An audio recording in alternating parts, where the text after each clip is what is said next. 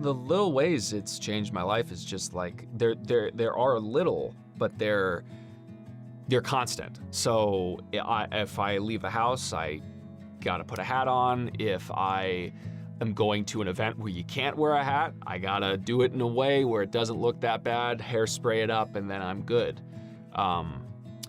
And a way it affects me is, you know, my job, which is I have to be on camera a lot. When you're on camera a lot, you see your face, you see your hair, you see every little nook and cranny of yourself. And it's not a great feeling to see in real time.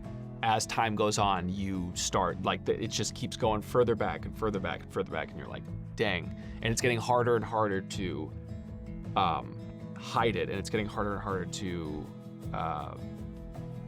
bear the knowledge that it's happening.